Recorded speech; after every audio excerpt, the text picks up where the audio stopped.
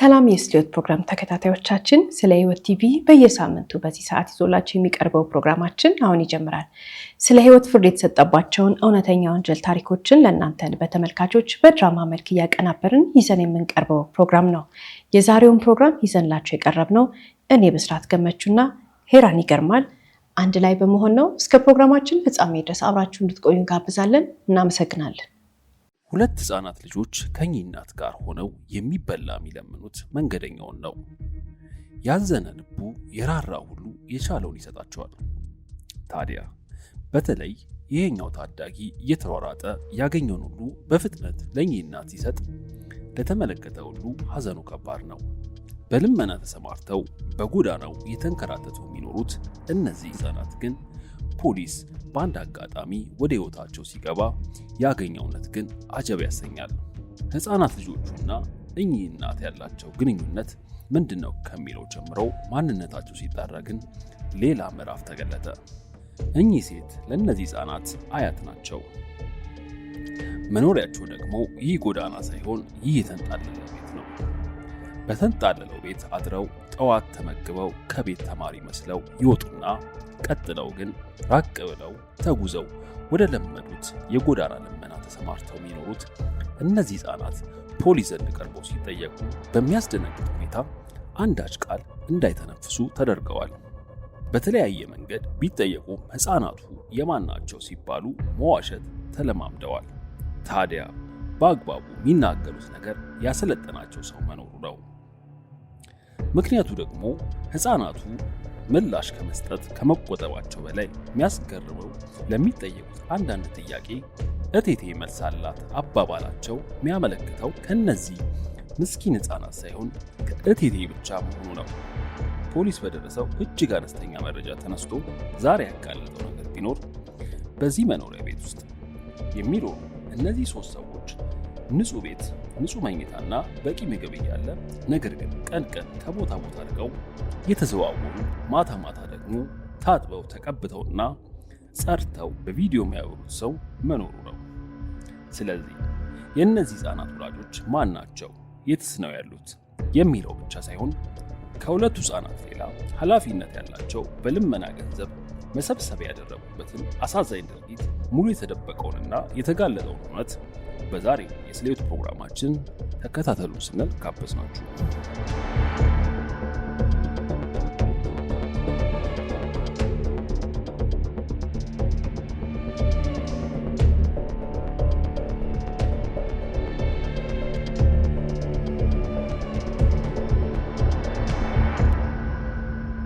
ከ6 ዓመት በፊት ነው እንግዲህ እናታቸው ወደ ስደት ሄደችው። ከመሄዷ በፊት እነዚህ ልጆች በስነ ስርዓት የሚያድጉ ልጆች ነበሩ። ትታቸው ስትሄድ ይህች እናት ልጆቿን ጥላ ሄደችው ለገዛ እናቷን አያታቸው ጋር አድርጋ ማለት ነው። ታዲያ እዚህ ጋር የምንመለከተው ነገር ምንድነው? ለእናቷ ሰጥታ ትሄድ እንጂ ከዛ በፊት ልጆቹ እናታቸው በስነ ስርዓት ከአባታቸው ጋር ነው የምታሳድጋቸው።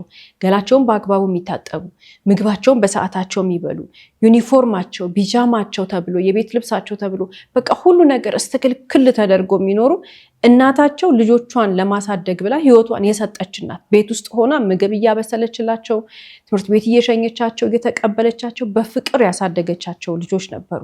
አባታቸው ደግሞ ትምህርታቸው ላይ ትኩረት እንዲያደርጉ የሚያደርግ የተማረ ሰው ነበር አባታቸው እና አባታቸው ደግሞ ያስጠናቸዋል፣ ሆምወርካቸውን ያሰራቸዋል፣ ያበረታታቸዋል፣ ትምህርት ቤት ይወስዳቸዋል፣ ይመልሳቸዋል።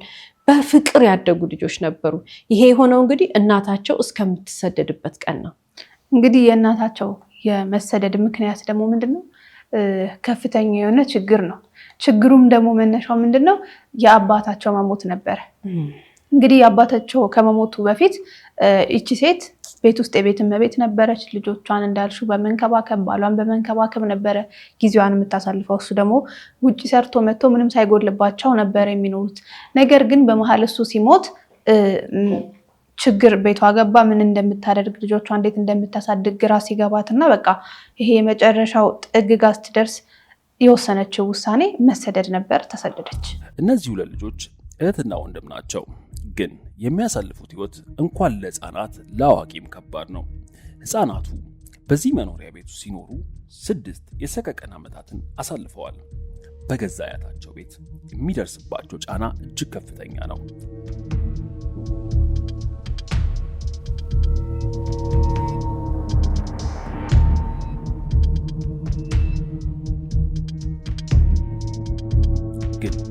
ወደዚህ ቤት ሲመጡ ከ6 ዓመት በፊት ደስተኛ ህይወት ነበራቸው።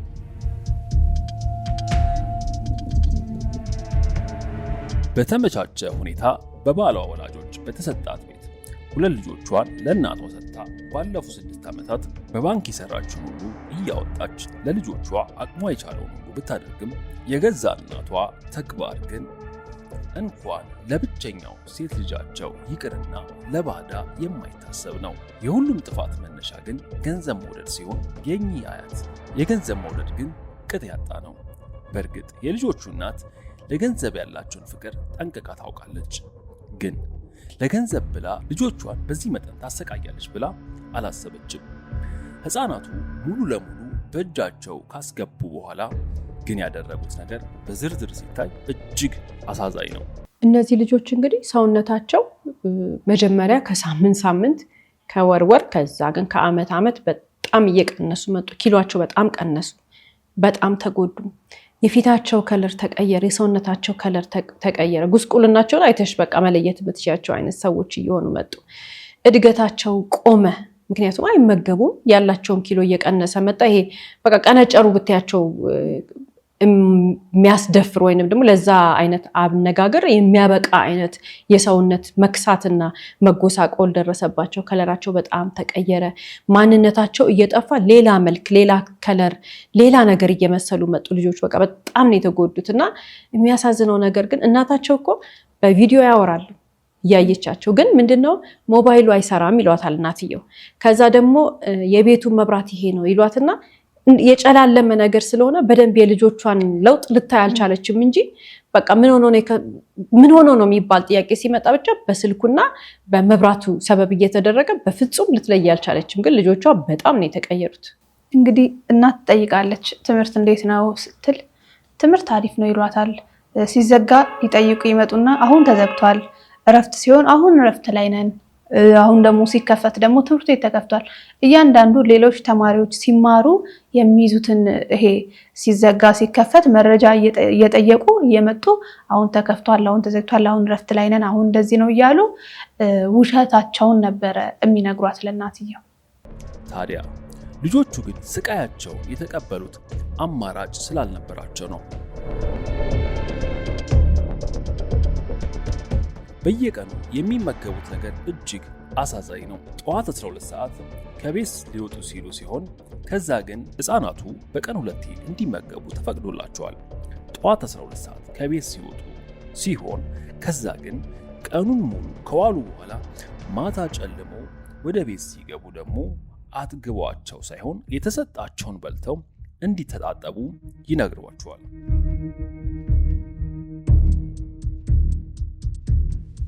ምክንያቱም እናታቸውን ስለሚያናገሩ ታዲያ ሁለቱም ታጥበውና ጸድተው ለእናታቸው ሲቀርቡ ረጅሙን ሰዓት አያት እያወሩ ሰዓቱን ይፈጁታል። ጥናት አለባቸው በሚል ሰበብ ብቻ ሳይሆን ናፍቆት ይበረታባቸዋል በሚል ምክንያት አያታቸው የሚያደርሱባቸውን በደል ትንፍሽ ሳይሉ ለማንም ሳያሳውቁ ሕይወታቸውን ሲመሩ ለ6 ዓመታት የእነዚህ ሕፃናት ሕይወት እጅግ አሳዛኝ ነው።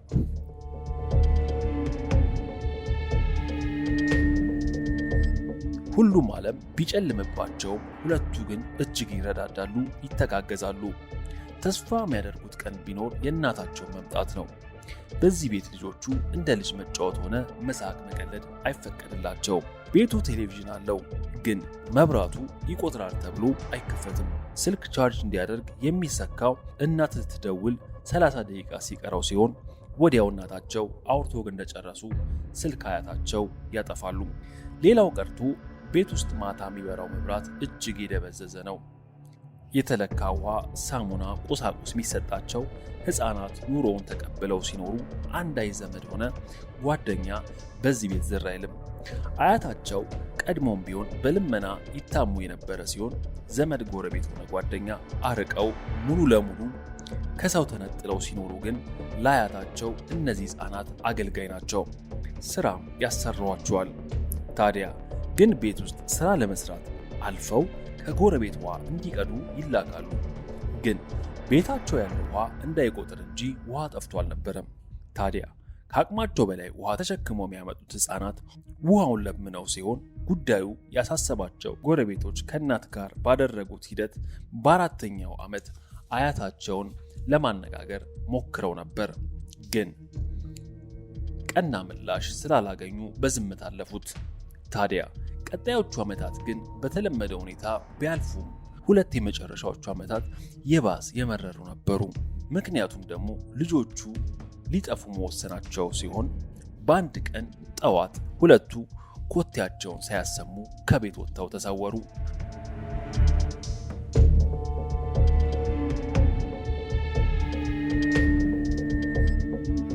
አያት ከእንቅልፋቸው ሲነቁ ወዲያው ሁኔታውን ተረዱ።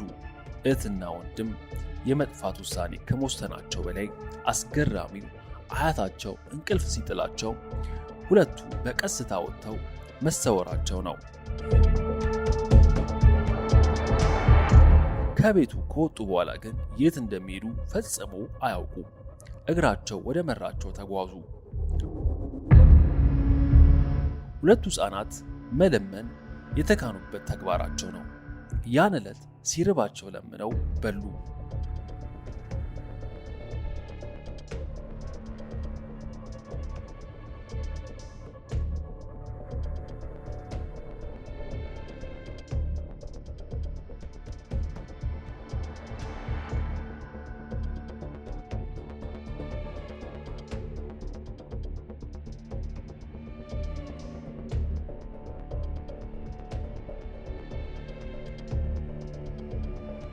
ከቤታቸው ተደብቀው ከወጡ 7 ሰዓታት በኋላ ግን አያታቸው አገኘቻቸው። እንዴት ቢባል ግን መልሱን የሚያውቁት እኚህ ሴት ብቻ ናቸው።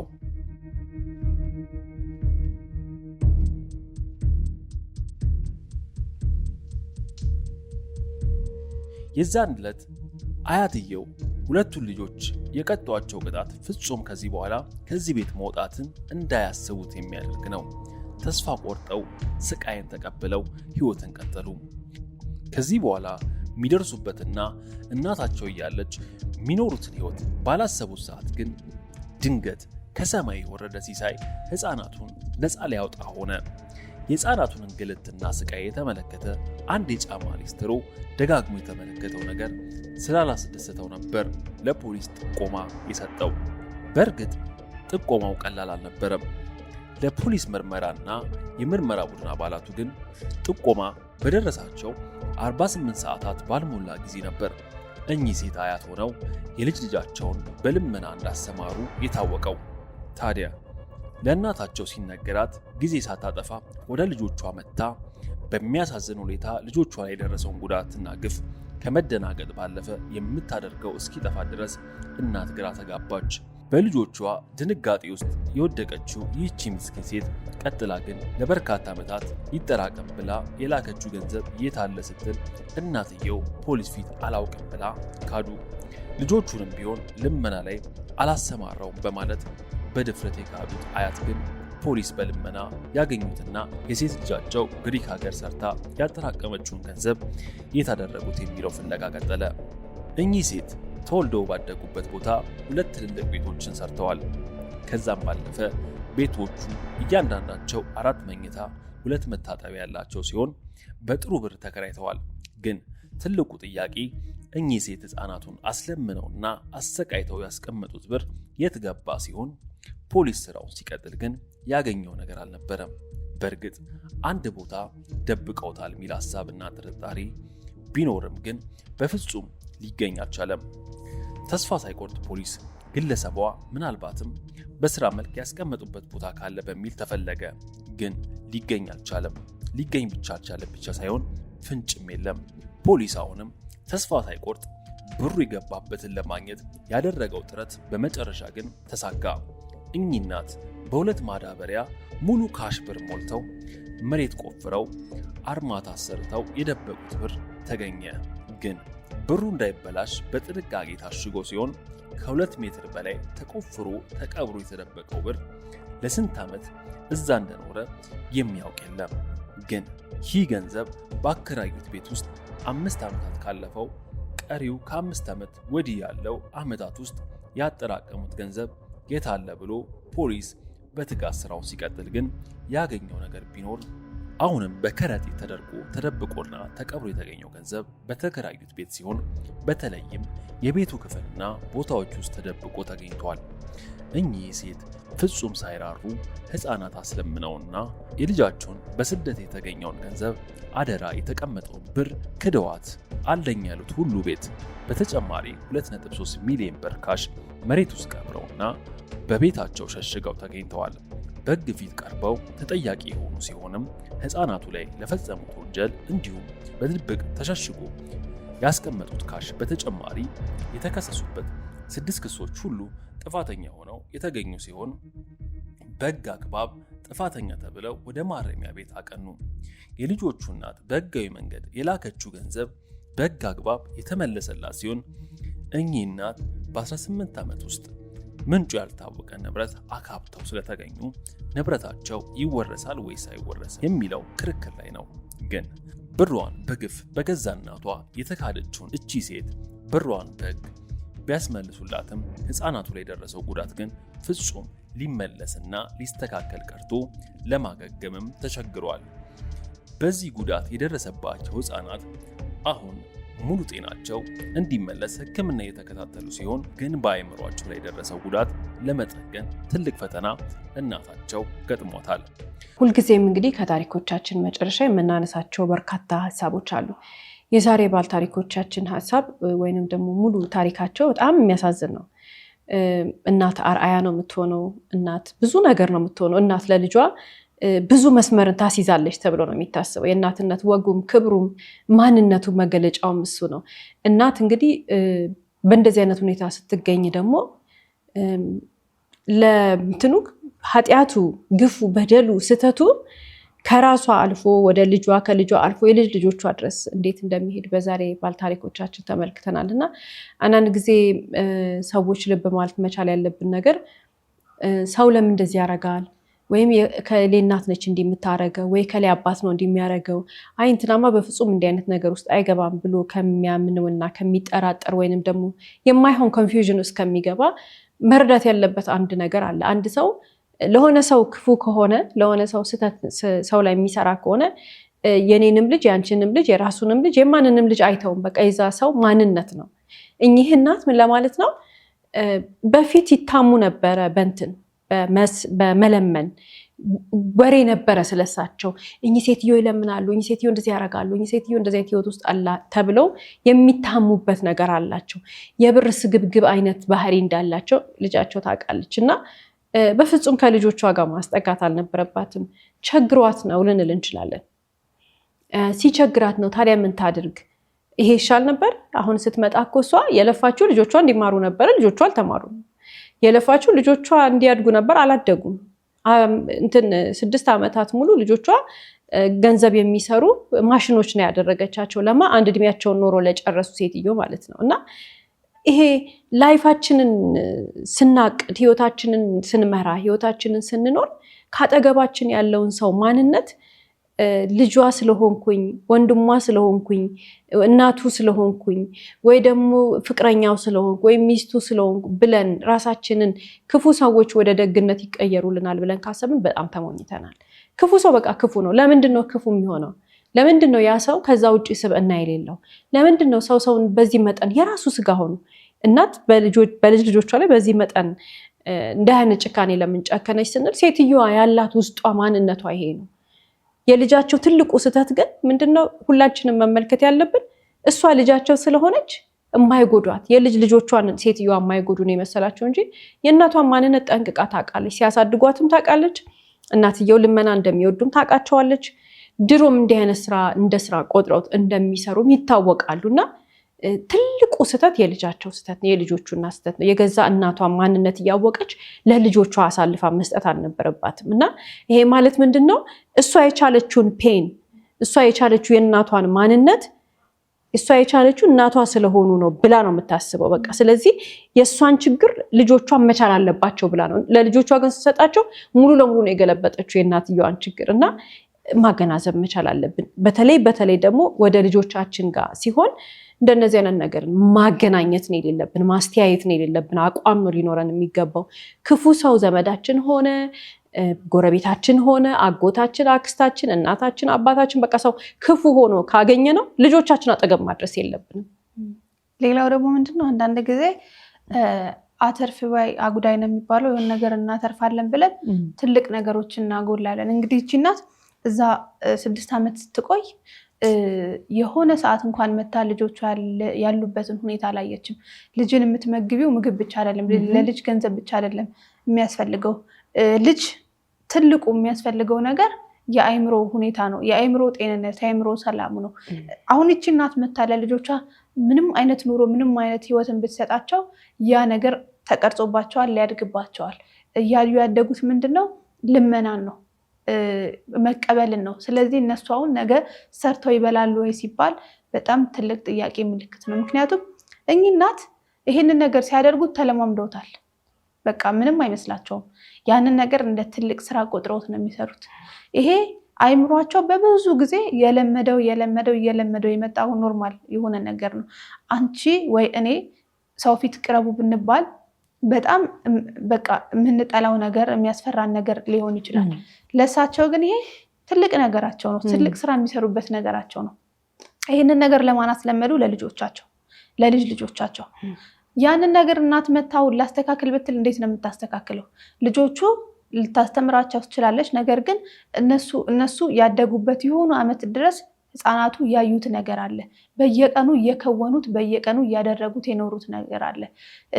ከችግር መውጣታቸው ሊያስደስታቸው ይችላል። ሰላም ማግኘታቸው፣ በእናታቸው መደገፋቸው ከዛ በኋላ ሰላም ሊሰጣቸው ይችላል። ነገር ግን ድንገት አሁን በሰላማዊ ሁኔታ ልጅን በፍቅር በእንክብካቤ ምንም ሳይጎልበት ያሳደግሽው ልጅ አንቺ እንዴትም ብለሽ አምጪ ያንን እያበላሽ ያሳደግሽው ልጅ ቢርባው አንቺን ነው የሚጠብቀው። እነዚህ ልጆች አሁን እሷ ብታበላቸው ብታጠጣቸው ልክ የሆነ ሰዓት ቢርባቸው ምንድን ነው የሚያደርጉት? ቀጥታ ወጥተው ብር ነው የሚጠይቁት። ምክንያቱም ያን ነገር ነው ያዩት።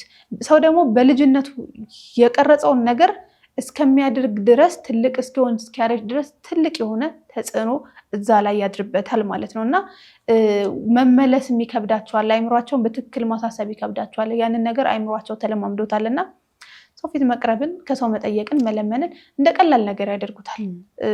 በየትኛውም ሁኔታ ሲኖሩ እንኳን ከሰው ጋር ሲኖሩ እንኳን ዝም ብሎ ይሄ አንቺ ከሆነ ይሄን ስጭኝ ማለት ይለምዳሉ፣ ምንም ሳይጎልባቸው። እንደዚህ አይነት ሰው አጋጥሞሽ አያውቅም? ይሄን ስጭኝ፣ ይሄኛውን አበድሪኝ፣ ይሄን ለኔ ስጭኝ፣ ያንቺ ሆኖ የሚያስፈልግሽ ሆኖ ስጭኝ።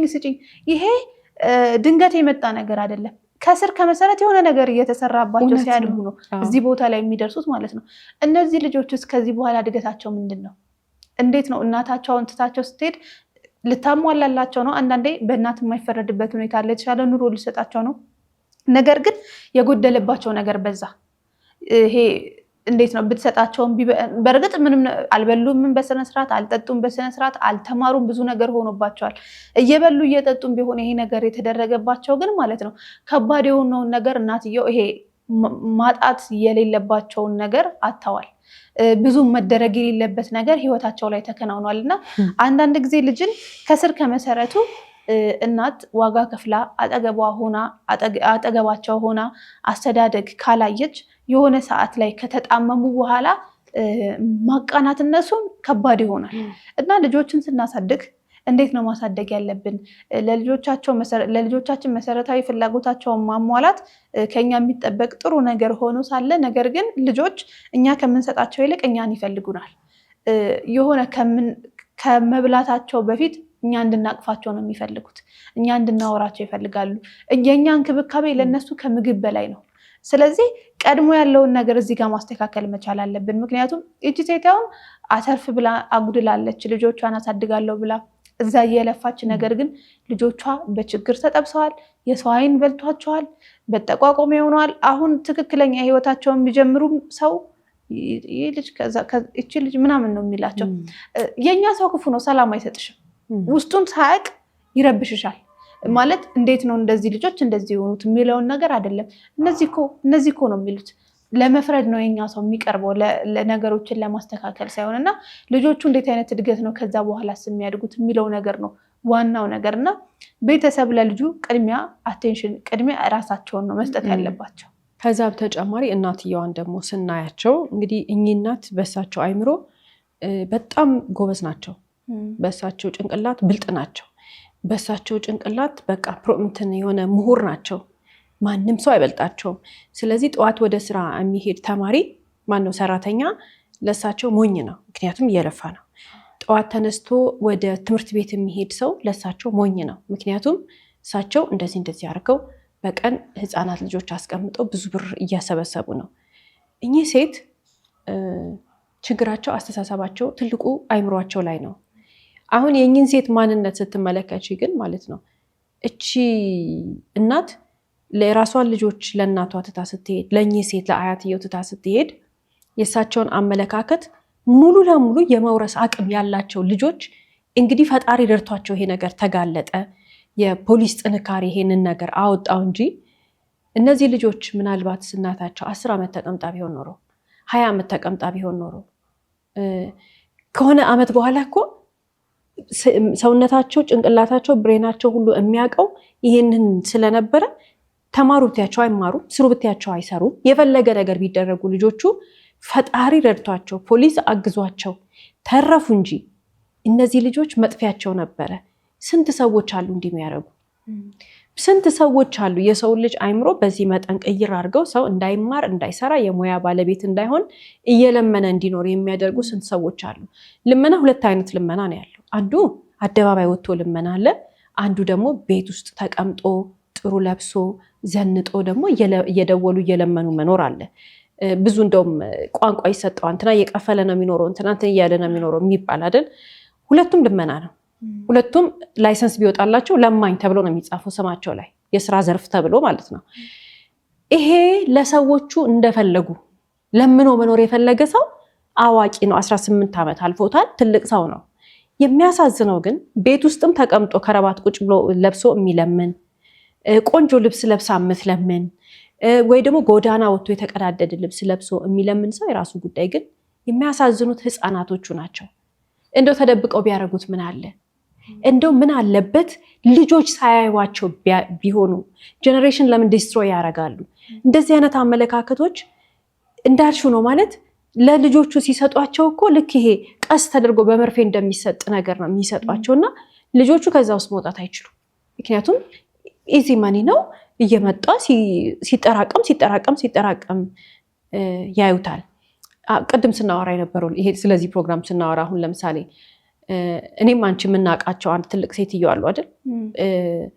የውሸታቸውን በልጃቸው ስም ልጄ እንደዚህ ሆናብኝ ነው፣ ወንድ ልጄ እንዲሆነብኝ ነው፣ ሴት ልጄ እንደዚህ ሆነብኝ ነው እያልን ስራ መስሪያ ቤታችን አካባቢ ያሉ ሴትዮ አሁን እሳቸው ሴትዮ የሚለምኑበት አካባቢ ላይ ትልቅ ሰው ናቸው። ውሸታቸውን ነው እናውቃለን እኛ ስታፍ በሙሉ የዛ አካባቢ ነዋሪ ያውቃቸዋል። እየመጡ ግን በየጊዜው የሚያልፈውና የሚያገድመውን መኪና ይለምናሉ። 10 ምናምን ዓመት አውቃቸዋለሁ እኔ ሴትዮ በዚህ ሁኔታ ነው የሚለምኑት። ግን የሚያሳዝነኝና ሁሉ የሚያስቆጨኝ ነገር ማስቲካ፣ ከረሜላ፣ ሚዛን ምናምን ይዘው ከስራቸው የሚሄዱ ልጆች አሉ። እነዛ ልጆች ቀኑን ሙሉ ሰርተው የማያገኙትን ብር እኚህ ሴትዮ ምናልባት በየ5 ደቂቃው ወይ ደግሞ በየሰዓቱ ያገኙታል። ልጆቹ ምን እየተማሩ ነው? ማታለላቸው ብቻ እኮ አይደለም ይጎዳል። ጀነሬሽኑን በማይሆን ኢንፎርሜሽን አፌክት ያደርጉታል። የማይሆን ጭንቅላታቸው ውስጥ የሚያስገቡባቸው መረጃ የተሳሳተ ነው እና እንደነዚህ አይነት ሰዎች የውሸት የሚለምኑ ሳይቸገሩ የሚለምኑ ሳይቸገሩ ሰውን የሚያታልሉ በውሸት ነገር የሚሰሩትን ሰዎች ቶሎ ቶሎ ብለን ለህግ አሳልፈን መስጠት የሚጠቅመን አታለው ገንዘብ እንዳይወስዱብን ብቻ አይደለም። እንደዛሬ ባል ታሪካችን ልጆቿ ስለሆኑ ብቻ አይደለም፣ ትውልድ ያጠፋሉ። ልክ እንዴት ነው አንድ ሰው ለምሳሌ የፈለገ ያክል መሳሪያ የጦር መሳሪያ ቢኖረው መተኮስ የሚችለው የተወሰነ መጠን ነው አይደል? በአንድ ሰዓት ውስጥ መተኮስ የሚችለው የተወሰነ ነገር ነው። አንድ ሀሽሽ የሚሸጥ ሰው ግን በአንድ ሰዓት ውስጥ ማለት ነው በጣም ብዙ ትውልድን የሚያጠፋ ሀሽሽ የሚያሸጥ ፖቴንሻል አለው። ይሄ እነዚህ ነገሮች ከዛ አይተናነሱ። ትውልድን ነው የሚያጠፉት፣ ትውልድን ነው የሚያበላሹት። ምክንያቱም እናንተ ቀኑን ሙሉ ሚዛን ይዛችሁ ሰው እየዞራችሁ እየመዘናችሁ ሳንቲም ስትለቅሙ ይሏችኋል። እኔ ግን በዚች ደቂቃ ውስጥ እንደዚህ ሰራው ብለው ይመጣሉ። ስለዚህ ልጆቹ ሚዛኑንም ማስቲካውንም ይሄ ሱቅ በደረቴንም ምንንም ሁሉን ነገር መኪና ማጠብ ምንም እርግፍ አድርገው ወደ ምን ይሄዳሉ? ወደ ልመናና ዘረፋ ውስጥ ይገባሉ። ትውልድ ያጠፋብናል። ልጆቻችንን የሁሉም ሰው ልጅ የኛ ልጅ ነው። ጎዳና ላይ ያሉትም ልጆች ልጆቻችን ናቸው። ደማችን፣ ስጋዎቻችን ናቸው። እነዛን ልጆች ስለሚያበላሹብን ስለተለቁ እድሜያቸው ትልቅ ስለሆነ ፀጉራቸው ሽበት ስላወጣ ጀነሬሽን ዲስትሮይ አያደርጉም ማለት አይደለም። ትውልድ ያበላሹብናል፣ በህግ መጠየቅ መቻል አለባቸው። ለዛ ደግሞ እያንዳንዳችን አስተዋጽኦ ማድረግ መቻል አለብን። እንደነዚህ አይነት ሰዎችን ለህግ አሳልፈን መስጠት አለብን። ምክንያቱም የማይሆን ነገር ነው። በቃ ይሄ 1 እና 1 ሲደመር 2 ነው አይደል? 3 ሊሆን አይችልም። እንደነዚህ አይነት ሰዎችን ማለፍ የለብንም፣ መቀጣት አለባቸው። እነዚህ አይነት ሰዎች አይተውትም። ይሄ አመላቸው አይለቃቸውም። ከማረሚያ ቤት መውጣት ነው የሌለባቸው። ምክንያቱም ትውልድ እያጠፉ ነው። ልክ ይሄ እንደ ሀሽሽ ነጋዴው ሰውዬ ነው መታየት ያለባቸው። ሌላው ደግሞ ምንድነው አንቺ ባልሽው ላይ ለመጨመር እኛ ብዙ ጊዜ እናያለን፣ ግን ወይ ለህግ አሳልፎ መስጠት ወይ መጠየቅ ብዙ ጊዜ አልለመድንም። ትንንሽ ልጆች መተው ይለምናሉ። እዛ ጋር የሆነች ሴት ትኖራለች። ብዙ ልጆች መተው ይጠይቃሉ። እዛ ጋር የሆነ አብሯቸው ያለ የሆነ ሰው ይኖራል እና ቀንም ሙሉ ህፃናት ሆነው ገንዘብ ለምነው ሄደው ለሆነ ሰው የሚያስረክቡ በቃ ይሄ የተለመደ የነበረ አሁንም ያለ ነገር ነው እና መስጠታችንን ነው እንጂ የምናየው ያንን ልጅ እየጠቀምነውም አይደለም። ለእኛ ለሱ የሚጠቅመው ምንድን ነው? ማነህ? ምንድነህ? ለምን ደግሞ አትማረው? ከማን ጋር ነህ? ማነው? እንደዚህ ብዙ ጊዜ ካየሽ እንትን ያሰሯቸዋል። ሚዛን ያመጧቸውና ስብስብ አድርገው ከዛ በኋላ ይበትኗቸዋል። በቀን አንዴ ምግብ እየሰጡ ቀንም ሙሉ እነሱ ሚዛን መዝነው ያገኙትን ገንዘብ ሄደው ይሰጧቸዋል። በቀን አንዴ ያበሏቸዋል፣ ያስለምኗቸዋል። ከክፍለ ሀገር አምጥተው ገንዘብ እንዲለምኑ ያደርጓቸዋል። ከዛ በቀን አንዴ ያበሏቸዋል። እኛ ሀገር ላይ ይሄ ባህል ሆነ ሳይሰሩ መብላት። በቃ ሁሉም ሰው እያደረገው ነው። ሰውም ይራራል፣ ይሄን ነገር ይሰጣል። እና ሰው ካገኘ ለምንድን ነው የሚተወው? ይሄንን ነገር ካገኘ አይተው፣ ካጣ ነው በቃ ሰው አይሰጠኝም ብሎ የሚተወው። እና እኛ ደግሞ ሁላችንም እንሰጣለን፣ በቃ እናዝናለን፣ እንሰጣለን። ነገር ግን ያን ሰው ነገም ከነገ ወዲያ የምናገኘዋለን። ያ ሰውም የሰው ገንዘብ መቀበልን ሳይሰሩ መብላትን ለምዷል። ህፃናትንም ማሰራት ለምዷል። ብዙ ህፃናት በእንደዚህ አይነት መንገድ ላይ አታያቸውም። የሆነ ሰው አለ ወይ ከሩቅ ሆኖ የሚያሰራቸው ወይ ከእናታቸው ጋርም ቁጭ ብለው ሊሆን ይችላል። አንዳንድ ጊዜ የሆነ ቦታ ላይ ሆኜ የሆነን ሰው ላይ መፍረድ አልፈልግም። እናት ልጇ ለምን ለመነ ምናምን የሚል ነገር ውስጥ ገብቼ ይሄ እሷ ላይ መፍረድ አይደለም ፈልገው። ግን ቢቻል ብትችል እናትየው እሷ የሰው ፊት አይታ ሊሆን ይችላል። እሷ ከባድ ሁኔታ አልፋ ሊሆን ይችላል። ልጆቹን ግን መቀበልን ነው እያስተማረቻቸው ያለው። እሷ ተቀምጣ እነሱ የሰው እጅ የሰው ፊት እንዲያዩ ዞር በል አንተ ምናምን እየተባለ ሲባረር በቃ ትለዋለች። ያንን ደግሞ ጠይቅ ትለዋለች። እና ምን አይነት ህሊና ቢኖረን ነው እኛ እዚህ ጋር ያለውን እሳት እዚህ ጋር ያለውን ከባዱን ነገር ታግለን እየወደቅንም እየተነሳንም እኛ ሳንበላ ልጆቻችንን አንድ ዳቦ መግዛት መቻል ትልቅ ነገር ነው። እናት ልጆቿን ከሌላ ያንን ነገር ነው እንጂ ማድረግ ያለባት ሂድ ብር አምጣ መለመን እንኳን ቢኖርባት ልጆቿን ደብቃ አስቀምጣ እራሷ የሰው ፊት አይታ ልጆቿ ግን የሰው ፊት እንዳያዩ ወይ ደግሞ የሰው ፊት የምታይ ልጆች ናቸው እንዳትባል ለልጆቿ መጠንቀቅ አለባት። አንዳንድ ጊዜ የሆነ ትውልድ ያልፋል፣ ከዛ ደግሞ ግን ይተካል። ለሚተካው ትውልድ ይበልጥ መጠንቀቅ መቻል አለብን። ዛሬ የሆነ ሰው ያልፋል፣ ያረጁ ሰዎች ይሞታሉ። ከዛ ግን ይዘው ይሄ እንትን ያሏቸው ያፈሯቸው ትውልዶች ደግሞ ሌላ ህዝብን ይበክላሉ። ሰው ሰርቶ መኖርን መልመድ መቻል አለበት። በራሱ ለማግኘት መልመድ መቻል አለበት። አንድ ሰው ለምኖ ካልሰጠው ካጣ ቀጥታ ወደ ስርቆት ነው የሚሄደው። የቀን ስርቆት ካልሆነለት ወደ ማጅራት መምታት ነው የሚሄደው። ሰው እስከ መግደል ወንጀለኛ ነው የሚሆነው። እና እንደዚህ አይነት ነገሮችን ከትውልድ ከህፃናት ላይ በተለይ መጠንቀቅ መቻል አለብን። ስናይ መጠቆም መቻል አለብን። ልጆችን ሰብስቦ የሚለምን ልጆችን ሰብስቦ እንደዚህ ሚዛን የሚያሰራ ምናምን ሄደን ስንሰጣቸው የምንሰጣቸው 10 ብር ምናምን ሳይሆን ማነ ምንድነ የሆነች ማስቲካ ይዘው ሊሸጡ ሲመጡ ትንሽ ነገር ስናወራቸው የተወሰነ መረጃ እናገኛለን። በአንድ ልጅን አዋስተን በምናገኘው መረጃ ለፖሊስ በመናገር ብቻ ብዙ ልጆችን እናታቸው የሚወዷቸውን ልጆች እኮ ነው ከክፍለ ሀገር የሚመጡት። ልጄ ይማርልኛል አንድ አጎት ነኝ ይላል፣ 10 ልጅ ሰብስቦ ያመጣል፣ እዚህ ያስለምናል። ልጄ ይማርልኛል ይላሉ። እዛ እኮ በአቅማቸው ልጆቻቸው የሰው ፊት ሳያዩ ማኖር የሚችሉ ናቸው። አሁን እዚህ በየጎዳናው ላይ ብዙ ችግር የሚያዩት እና እነዚህ ነገሮችን ሁላችንም አይተን ዝም ማለት አለብን የለብንም። የጠረጠርነው ነገር ካለ ቀጥታ ለህግ አካል ማሳወቅ መቻል አለብን። ሌላው እንግዲህ እዚህ ጋር አሁንም ደግመን ወደ እናትየው ወይም ወደ አያትየው ጋር ስንመጣ የምንረዳው ነገር አለ። በሳቸው አስተሳሰብ በጣም ጎበዝና ብልጥ ናቸው ብለን ነው የምናስበው። በሳቸው እቺ ነው የምታክለው አይምሯቸው፣ ከዚች ያነሰች ነገር የላቸውም። የተወለዱት ህፃናት የልጅ ልጆቻቸው ከሳቸው የተሻለ ያስባሉ። እኚህ እናት በራሳቸው ቤት ግን ብልጥ ናቸው። እንዲህ አይነት አስተሳሰቦችን ስናይ ግን ወጥተው ጎዳና መለመን ሳይገባቸው መለመናቸው፣ የልጅ ልጆቻቸውን በዚህ መጠን መበደላቸው ብቻ ሳይሆን አብዛኛውን ጊዜ እንደዚህ አይነት ይሄ አይምሯቸው ትንሽ ሆና ግን ትልቅ የሚመስላቸው ሰዎች የሚያደርጉት ነገር ከሰው የበለጡ የሚመስላቸው ሰዎች የተለያየ አይነት ባህሪ አጠገባችን ሊያሳዩ ይችላሉ። ይሄ እንግዲህ የዛሬ ባል ታሪካችን አደባባይ ስለወጡ ልጆቹ ጉዳታቸው ታየ እንጂ አደባባይ ሳይወጡ ግን በልጆቻችን አስተሳሰብ ላይ ጭምር ጫና ሊፈጥሩ የሚችሉ አመለካከቶች አሉ። አጠገባችንም ያለ ሰው እንደዛ ሊሆን ይችላል፣ ራሳችንም እንደዛ ልንሆን እንችላለን። ለምሳሌ ተመልክተሽ ከሆነ አንዳንድ ጊዜ ሰዎች ጓደኛሞች ይኮንና አብሮ ይበላል ይጠጣል ምናምን እና ሁል ጊዜ እያላቸው ግን ለዛ ነገር መክፈል የማይፈልጉ ሰዎች አሉ። በልተው ጠጥተው ምናምን እንገናኝ ይሉሻል፣ ይበላል ይጠጣል ምናምን፣ ግን ፍጹም የእነሱን ብር አታዩም እዚህ ጋር። ለምንድን ነው ሲባል እራሳቸውን ሁሌ እንደሌላቸው አድርገው ነው የሚያቀርቡት።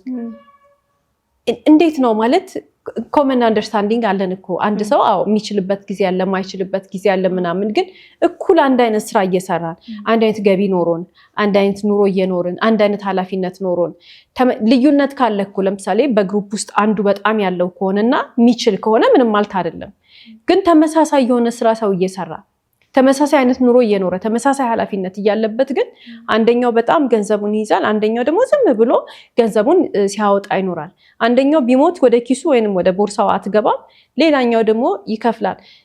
ከፋዩ በጣም ኢነርጂው ፖዚቲቭ ነው፣ ይሰራል፣ ያገኛል። ያኛው ስላልከፈለ ምንድነው ከፋዩን እንደሞኝ ነው የሚያየው፣ አድቫንቴጅ እንደወሰደ ያያል። ያኛው ቤቱ ገብቶ በቃ ብልጥ ነው በሱ ቤት። እንደነዚህ አይነት ሰዎች የሚያረጉን ነገር አይደለም የሚጎዳን ልጆቻችን ይሄንን ነገር ካዩት፣ ልጆቻችን ይሄን ነገር ከተመለከቱት ጥሩ አይደለም። ለምን የሚያስተምሩብን ነገር መጥፎ ነው። በጣም የሚያሳዝኑኝ ደግሞ የራሳቸው ልጆች ናቸው። የራሳቸው ልጆች ማለት ቤቱ ሲገቡ እንደዚህ አይነት ሰዎች ኮንቨርሴሽናቸው ምን አይነት ነው? ከትዳር አጋራቸው ጋር እንትናን እኮ ዛሬ ያስከፈል ነው ብለው እነሱ ብልጥ ናቸው በእነሱ ቤት። በጣም ያሳፍራል። አንዳንድ ጊዜ ምን ያደርጋሉ አንዳንድ ሰዎች በልጆቻቸው አስደውለው እንትን ገዝታችሁልን ያስብላሉ። እንደዚህ ግዛልኝ አጎቴ እንትና እንደዚህ ግዢልኝ። ልጆቹን ልመና ያስተምሯቸዋል። ይሄ አስተሳሰብ ችግር ነው። ምን አይነት የሚያሳዝን አስተሳሰብ እንደሆነ በጣም ይከብዳል።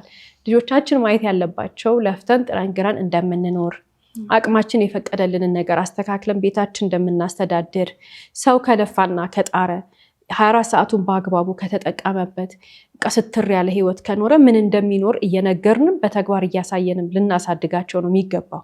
ልጆቹን የሚወድ ወላጅ፣ ራሱን የሚያከብር ወላጅ ያንን ነው እንጂ የሚነግረው ልጁን ለምን ብሎ ስልክ አያስደውልም ወይም ለምን ብሎ ሰው ቤት ይዞ አይሄድም። ዘመናዊ ልመናን ልጁን አያስተምርም። ተስፈኝነት፣ ይሄ አጉል ተስፈኛ ሰው አለ አይደለ? ቋማጭ የሚቋምጥ የሰው ነገር እያየ ከዛ በጣም ያሳፍራል። እንትና ይሄን ገዛልኝ እያለ ለልጆቹ ሲያሳይ ራሱ ምንም የማይፈራ ሰው፣ እንትና ይሄን አመጣችልኝ ስናት እንትን ስጦታ ምናምን አይደለም የምልሽ። ግን አንድ ሰው ጤነኛ ሆኖ በስነስርዓት እየኖረ ከሌኮ ይሄን ገዛልኝ ብሎ አምጥቶ ሲያሳይ በልጆቹ ጭንቅላት ውስጥ የሚያስቀምጠው ምን እንደሆነ አያውቅም። እና ጠንካራ ወላጅ ሆኖ ልጆችን በምሳሌ ማሳደግ ከፈጣሪ የተሰጠንን ኃላፊነት በአግባቡ መወጣት ሆኖ ሳለ ግን አንዳንድ ጊዜ የቅዠት ኑሮና የእውነት ኑሮን ለይተን ማወቅ መቻል አለብን። ተስፈኝነት፣ ከሰው ለማኝነት፣ ጥገኝነት፣ የልመና መንፈስ፣ ከስኬርሲቲ ሜንታሊቲ የሚመጣ አላግባብ የማይሆን አስተሳሰብን ለራሳችን የያዝነው አንሶ እንደገና ደግሞ ለሌላ ለልጆቻችን መስጠት አግባብ አይደለም። ይሄ አስተሳሰብ ብዙ ሰዎች የብልጠት ይመስላቸዋል። በቃ እነሱ ከሁሉ ሰው የሚያውቁ ከሁሉ ሰው የበለጠ የሚሆኑ ገንዘብ ያላቸው ሰው ጋር በመጠጋት ለምኖ መኖር ምናምን እነሱ ብልጥ የሆኑ ይመስላቸዋል። ግን ከልጅ ልጅ ልጅ ልጅ የማይጸዳ የለማኝ ስም የሚሰጣቸው ሰዎች መሆናቸው መረዳት መቻል አለባቸው። ከዛ ውጭ ደግሞ ይሄንን ነገር ሲያደርግ አንድ ሰው ካየ፣ የሰው ገንዘብ ሲቋምጥ፣ ከሰው መለመን ደስ ካለው እየቻለ የለኝም እያለ የሰው ሲቀማ ካገኘ አሁንም ቀጥ ብሎ ወደ ሕክምና ጣቢያ ሄዶ ያለበትን ችግር ተናግሮ ሕክምና መውሰድ ራሱን ማክበር ነው። በቃ እንዲህ አይነት ነገር ከብዙ አይነት ነገር ጋር ኢቭን ከብዙ ክፉ መንፈስ ጋር ልናያይዘው እንችላለን እና ሰዎች እንዲህ አይነት ነገር ራሳቸው ላይ ሲያገኙ ወደ ሕክምና ተቋም በመሄድ የስነ ልቦና ምክር አገልግሎት ማግኘት፣ ብዙ አይነት እርዳታ መቀበል እና ራሳቸውን ማስተካከል ይችላሉ። ውድ የስለ ሕይወት ቤተሰቦቻችን በየትኛውም ሁኔታ ላይ ሲሆን ወላጆች ልጆቻቸውን ለማሰተውና አደራ ብለው ከቤት ሆነ ከሀገር እንደሚወጡ ማስተዋል እጅግ ጥንቃቄ ማድረግ አለባቸው። እየከፋና እየተባባሰ የመጣ ሁኔታ እንደሚያስረዳው የህፃናቶቹ በደልና መከፋት የሚባባሰው ወላጅ አምኖ አደራ በሰጣቸው ሰው አማካኝነት በመሆኑ ሰው ላይ ያለን እምነት በተለይም ልጆቻችን ላይ ሲሆን በመጠኑ ጥንቃቄ ተገቢ ነው እያልን የዛሬን አበቃን። እስከ ፕሮግራማችን ፍጻሜ ድረስ አብራችሁን ስለቆያችሁ እናመሰግናለን። ሳምንት በተመሳሳይ ሰዓት በአዲስ ታሪክ እንደምንቀርብ እየገለጽን እንደተለመደው በአድራሻችን አስተያየቶቻችሁን ላኩልን። እስከ ሳምንት ድረስ ቸር ሰንብቱ።